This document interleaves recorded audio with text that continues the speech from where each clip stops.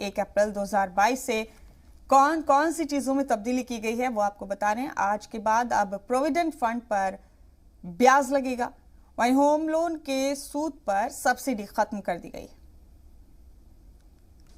तो ये आपको हम तफसील से बता रहे हैं क्या तब्दीलियां की गई हैं। प्रोविडेंट फंड पर ब्याज लगेगा आज से 2.5 लाख से ऊपर के प्रोविडेंट फंड पर। होम लोन के सूद पर सब्सिडी खत्म कर दी गई है। क्रिप्टो करेंसी पर 30% टैक्स देना होगा और दवाई की कीमतों में 10% इजाफा कर दिया गया है। पैन कार्ड और आधार कार्ड को लिंक करना लाजमी। जीएसटी में ई इनवॉइसिंग का आगाज किया जाएगा और कंपनीज के लिए ऑडिट ट्रेल बनाया गया है।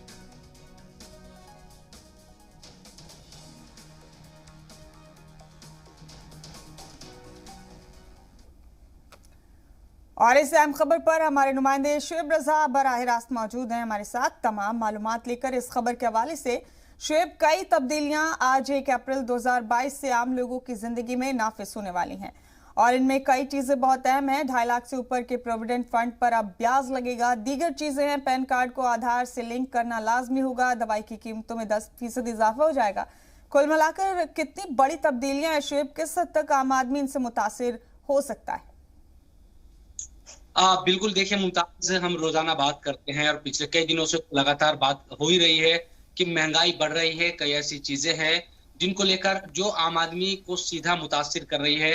और आज खबर आ गई कि सुबह के वक्त ही कि जो कमर्शियल सिलेंडर है उसके भी जो कीमत है वो बढ़ गई है, 2200 रुपए के पार वो चला गया है। तो इसके साथ साथ हम देखते हैं कि दवाइयाँ महंगी हो गई है। उत्तराखंड से खबर है कि वहां पर बिजली महंगी सरकार की तरफ से कर दी गई है। बिजली के जो बिल है वो अब ज्यादा आएंगे, वहां पर कुछ प्रतिशत की जो बढ़ोतरी है वो की गई है। इसी तरह से टोल टैक्स की बात की जाए तो उसमें इजाफा किया गया है, यानी कि सफर करना अब महंगा हो गया है। आप देखते होंगे कि किसी भी ये बात सही है कि जो रोड है, जो सड़क है वो अच्छी बनी है, जो हाईवेज है वो अच्छे बने हैं, लेकिन जो टोल टैक्स की जो दिया जा रहा था अब तक उसकी कीमतों में भी इजाफा किया गया है। इसके साथ साथ पेट्रोल डीजल की जो कीमतें हैं वो तो पहले से ही बढ़ी हुई है। आज अच्छी बात यह रही कि पिछले 8 दिनों के बाद आज राहत है कि कम से कम आज पेट्रोल डीजल की जो कीमतें हैं उस तरह से नहीं बढ़ी, हम जिस तरह से पहले देखते रहे हैं। इसी तरह से कुछ और चीजें भी आप देखिए कि लगातार जहां जहां आम आदमी ये सोचता है कि उसको शायद यहाँ राहत मिलनी चाहिए, महंगाई और दूसरे जो मामले हैं वो उसको वहां पर और उसकी कमर तोड़ने में लगे हुए हैं। तो कुल मिलाकर 1 अप्रैल तो आया है, हालांकि इससे 1 अप्रैल से पहले भी लोग परेशान नजर आ रहे थे, लेकिन 1 अप्रैल ने और ज्यादा जो परेशानी है वो लोगों की बढ़ाई है। ये उम्मीद कर रहे थे कि शायद नया महीना हो आएगा तो मार्च के बाद तो कुछ जो राहत है वो मिलेगी, लेकिन राहत मिलने के बजाय जो परेशानी है वो लोगों की बढ़ती हुई नजर आ रही है।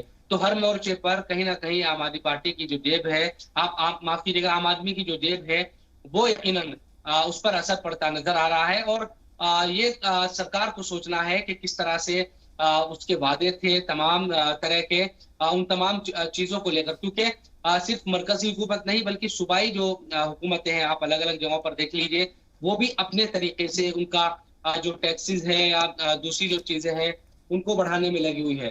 तो आम आदमी को कहीं भी राहत नहीं है। मुमताज, चाहे वो पेट्रोल डीजल की कीमतें हो, गैस सिलेंडर का मसला हो, घरेलू जो गैस सिलेंडर है उसकी कीमत पिछले दिनों ही 50 रुपए बढ़ी थी, आज कमर्शियल सिलेंडर की जो कीमत है वो बढ़ गई है।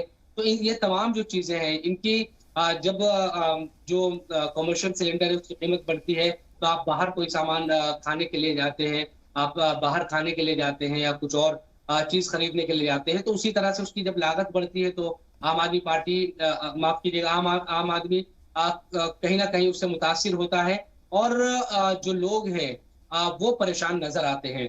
इसी तरह से दूसरी जो चीजें हैं, टोल टैक्स बढ़ने से जो आम लोग हैं उनका सफर यकीनन वो महंगा हो जाता है, क्योंकि आप किसी भी तरह से सफर करते हैं, आप अपनी गाड़ी से सफर करते हैं तो आपको तब भी ज्यादा पैसे चुकाने होंगे। पहले से ही पेट्रोल डीजल की कीमतों से आम आदमी परेशान है। इसी तरह से बिजली की अगर दरें बढ़ती है तो भी लोग परेशान नजर आते हैं। तो कहीं से भी राहत मिलती नजर नहीं आ रही है। यकीनन इन तमाम चीजों को लेकर हम देख रहे हैं कि जो सियासी जमातें हैं वो अपने अपने तरीके से जो भी विरोध प्रदर्शन कर सकती है वो तो कर रही है, लेकिन एक जो इम्पैक्ट या एक प्रभाव इस तरह से या दबाव जो नजर आना चाहिए सरकार पर वो नजर नहीं आ रहा है। और हो सकता है कि आने वाले दिनों में कुछ और तब्दीलियां भी नजर आए इन तमाम चीजों के हवाले से, क्योंकि अलग अलग राज्यों में अब इसी तरह की जो चीजें हैं वो नजर आ रही है। दिल्ली की बात करें तो यहाँ 300 यूनिट की बिजली फ्री है, लेकिन दूसरे राज्यों में जो कीमतें हैं वो बढ़ाई जा रही है। तो लग ही रहा था डिजिटल करेंसी, क्रिप्टो करेंसी पर टैक्स वगैरह नाफिज किया जाएगा और 30% टैक्स इस पर भी लगाया जाएगा। बहुत लोग क्रिप्टो करेंसी में काम कर रहे हैं शेब, इसमें कोई दो राय नहीं है हिंदुस्तान में। और ये हो गया। और पीएफ का जहां तक मामला, ये कुछ चीजें ऐसी हैं जो सीधे आम आदमी की जिंदगी पर, उनके मामूल पर असर करती हैं। तो रद्द-ए-अमल किस किस्म के हैं शुएब? अगर अभी तक इन तब्दीलियों के ऐलान के बाद आपकी चंद लोगों से बात हुई हो तो क्या कह रहे हैं लोग? बिल्कुल, देखिए पीएफ का जहां तक मसला है वो भी सीधा इफेक्ट करता है आम लोगों को, क्योंकि एक आदमी अपना काम करता है कंपनी में, उसका पीएफ कटता है और वो ये उम्मीद करता है कि उस पैसों की जब जरूरत होती है, चाहे वो घर खरीदना हो, शादी ब्याह का मसला हो और तमाम चीजें, कई सालों साल तक वो उसको बचा कर रखता है कि एक वक्त आएगा उसको निकालेगा, लेकिन वहां भी उसको मार पड़ रही है। तो आम आदमी परेशान है, ये बात सच है।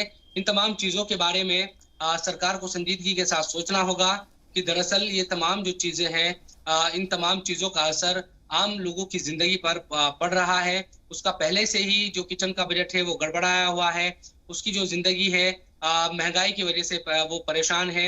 फिर ऐसी चीजें जहां से उसको ये उम्मीद है कि यहाँ पर उसको राहत मिलेगी, पीएफ हो या दूसरे जो मामले हैं उन तमाम चीजों को लेकर, वहां भी वो परेशान नजर आए। तो कुल मिलाकर हर तरफ से अभी महंगाई और दूसरे जो मामले हैं, आपने ठीक कहा शुएब, राहत का कोई इम्कान अभी नहीं है। आम आदमी बहुत परेशान हो रहा है इन तब्दीलियों से।